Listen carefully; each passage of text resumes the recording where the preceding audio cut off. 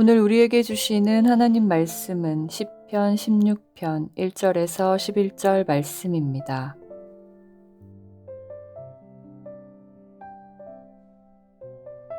하나님이여 나를 지켜주소서. 내가 주께 피하나이다. 내가 여호와께 아뢰되 주는 나의 주님이시오니 주 밖에는 나의 복이 없다 하였나이다. 땅에 있는 성도들은 존귀한 자들이니 나의 모든 즐거움이 그들에게 있도다. 다른 신에게 예물을 드리는 자는 괴로움이 더할 것이라. 나는 그들이 드리는 피의 전제를 드리지 아니하며 내 입술로 그 이름도 부르지 아니하리로다. 여호와는 나의 산업과 나의 잔의 소득이시니 나의 분깃을 지키시나이다. 내게 줄로 재어준 구역은 아름다운 곳에 있으며 나의 기업이 실로 아름답도다. 나를 훈계하신 여호와를 송축할지라. 밤마다 내 양심이 나를 교훈하도다. 내가 여호와를 항상 내 앞에 모시며 그가 나의 오른쪽에 계심으로 내가 흔들리지 아니하리로다. 이러므로 나의 마음이 기쁘고 나의 영도 즐거워하며 내 육체도 안전히 살리니 이는 주께서 내 영혼을 수올에 버리지 아니하시며 주의 거룩한 자를 멸망시키지 않으실 것임이니이다. 주께서 생명의 길을 내게 보이시리니 주의 앞에는 충만한 기쁨이 있고 주의 오른쪽에는 영원한 즐거움이 있나이다.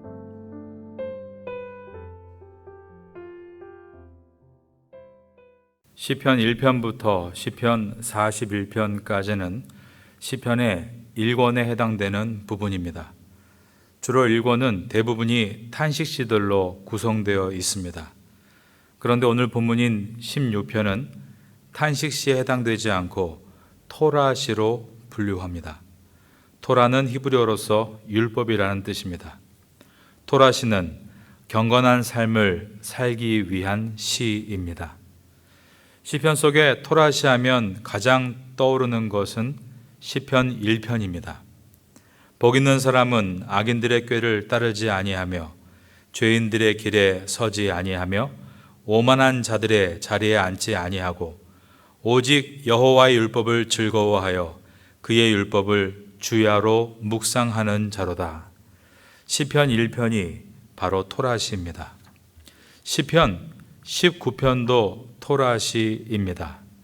7절과 8절에 여호와의 율법은 완전하여 영혼을 소생시키시며 여호와의 증거는 확실하여 우둔한 자를 지혜롭게 하며 여호와의 교훈은 정직하여 마음을 기쁘게 하고 여호와의 계명은 순결하여 눈을 밝게 하시도다 라고 되어 있습니다.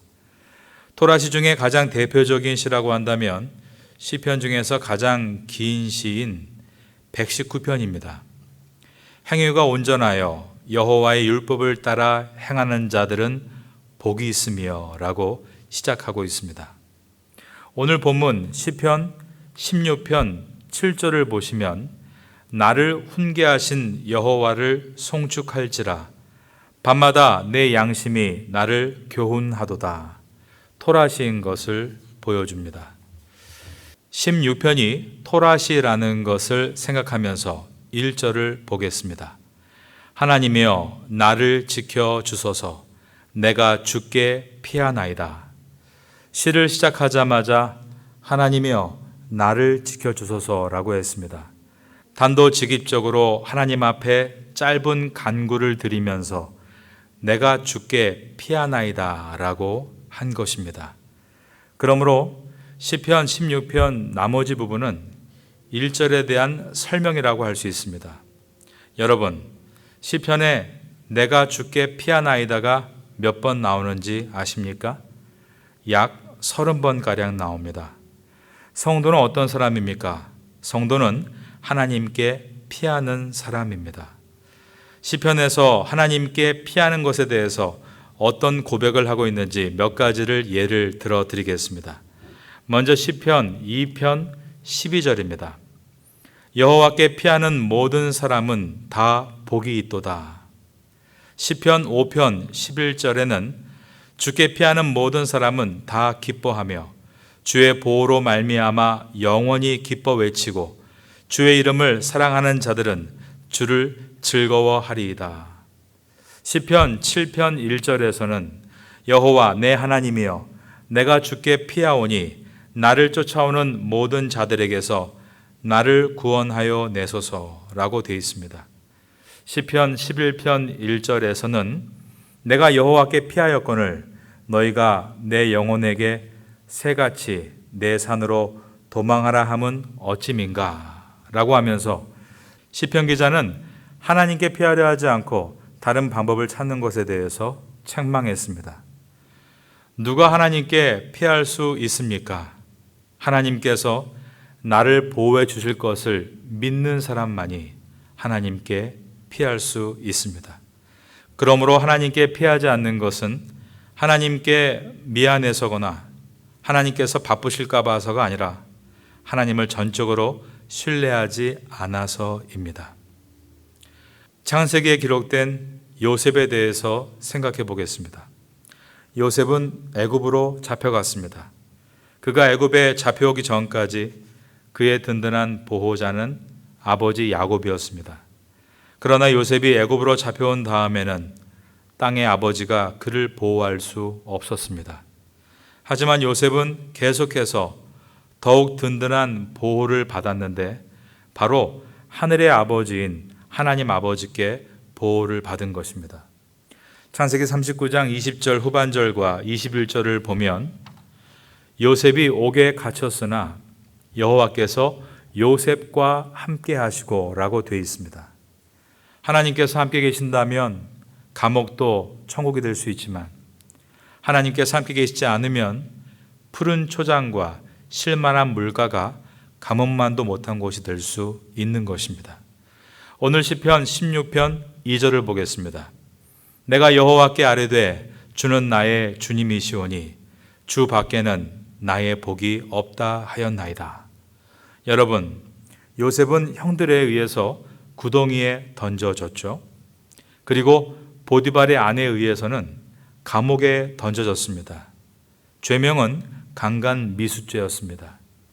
요셉은 주인의 아내를 강간하려다 미수에 그쳤다는 매우 수치스럽고 억울한 누명을 쓰고 감옥에 수감됐던 것입니다.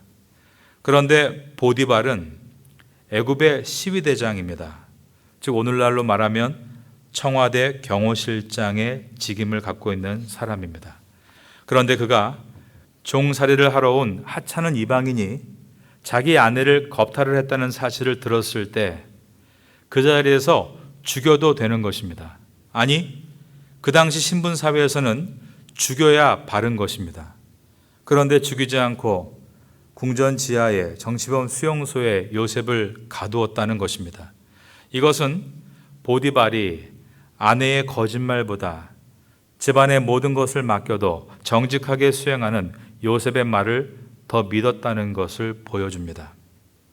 오늘 본문에서 시편 기자는 하나님이여 나를 지켜주소서 내가 주께 피하나이다 라고 말하고 있습니다.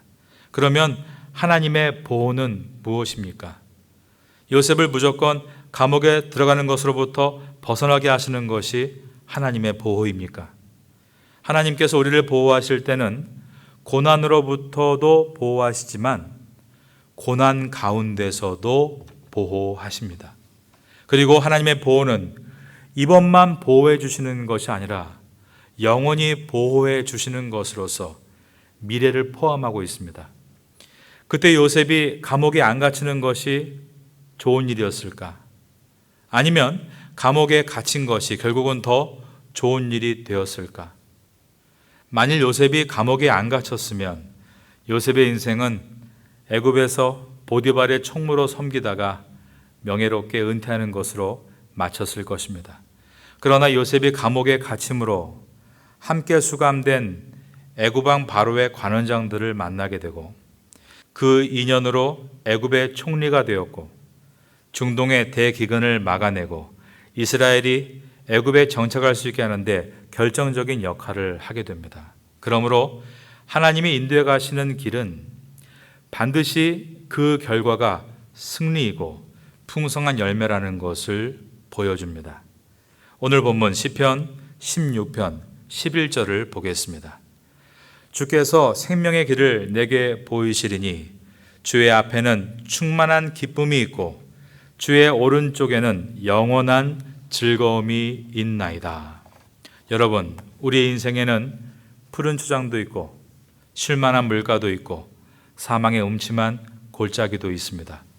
푸른 초장, 쉴만한 물가, 사망의 음침한 골짜기. 이 중에서 하나를 뺀다고 한다면 여러분은 무엇을 빼고 싶으십니까? 모두가 사망의 음침한 골짜기를 빼겠다고 말할 것입니다.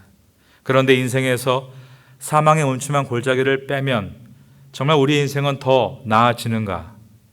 지난 날을 돌아보면 오히려 우리의 인생은 사망의 음침한 골짜기가 있었기 때문에 하나님을 인격적으로 만날 수 있었고 자신을 인격적으로 성수시킬 수 있었습니다. 과거 사망의 음침한 골짜기를 지났던 기억을 떠올릴 때마다 생각나는 것은 그때는 참 아팠는데 지나고 보면 참 다행이었다라는 것입니다.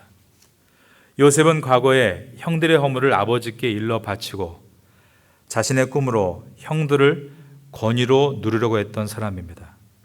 그러므로 형들은 요셉을 믿지 않았습니다.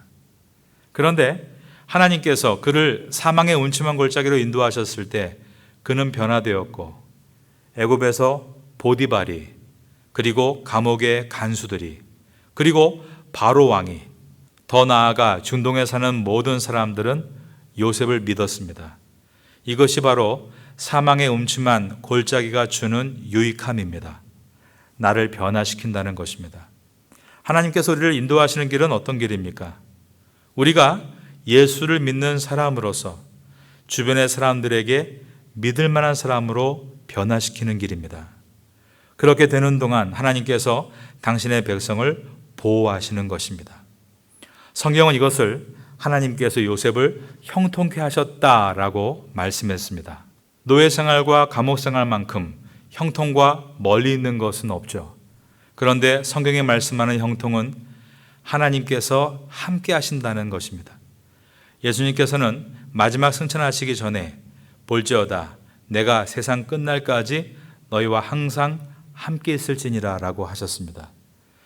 세상 끝날에 너희와 함께 하겠다가 아닙니다. 세상 끝날까지 라고 하셨습니다. 지금부터 영원까지 함께 하시겠다. 이것이 바로 성도가 받은 복입니다.